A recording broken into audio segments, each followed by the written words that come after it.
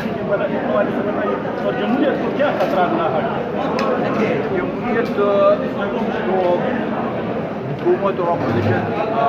ایک گاڑی کے دو پہیے ہوتے ہیں، اور وہ آپس میں ٹھیک ہے پالیسی پہ اختلاف تو ہو سکتے ہیں، لیکن یہ جو آج کل جو صورتحال بنی ہوئی ہے کہ ایک دوسرے کے ساتھ بات چیت بھی نہیں، گالی کا روز تک بات پہنچی ہے پارلیمنٹ میں، یہ تو جمہوریت کو آگے نہیں بڑھا سکتی۔ ہم تو سمجھتے ہیں کہ جمہوریت قانون کے مطابق حکومت کو چلنا چاہیے، پارلیمنٹ کو وائبر ہونا چاہیے، پارلیمنٹ کو کنفیوز ہونا چاہیے، وہ چیزیں نہیں ہو جس کی وجہ سے نہ کوئی پالیسی ڈسکشن اس پہ ہوتی ہے۔ یہ جو کچھ افغانستان میں ہو رہا ہے،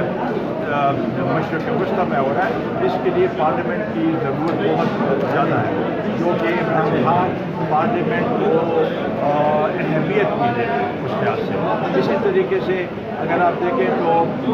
ہماری اس سال جو اقتصادی صورتحال ہے وہ منفی میں چلی گئی ہے، اور آئندہ بھی 2-4 سالوں تک کوئی ہمیں نظر نہیں آ رہا کہ اس میں کوئی بہتری آئے گی۔ بہتری شاید تھوڑی بہت آئے لیکن زیادہ نہیں، تو اس لیے ہم سمجھتے ہیں کہ جب تک اقتصادی صورتحال ہماری بہتر نہیں ہوگی ہم آگے ترقی نہیں کر سکتے۔ اسی طریقے سے فارن پالیسی میں تعداد ہے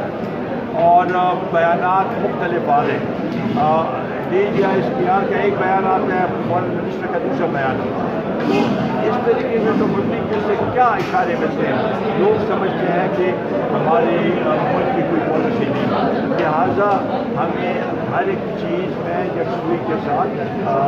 صلاح مشورے کے ساتھ جو پاکستان کے مفادات ہیں اس کو مد نظر رکھ کے اس کے لیے کام کرنے کی ضرورت ہے۔ اچھا، آپ لوگ یہ سمجھتے ہیں کہ الیکشن ہونے چاہیے؟ یہ بالکل سمجھتے ہیں کہ مڈ ٹرم الیکشن ضرور ہونی چاہیے، کیونکہ ان سے ملک نہیں چل رہا، اور ہم یہ سمجھتے ہیں کہ الیکشن ہوں گے تو صحیح رہنما آئیں گے اور وہ ملک کو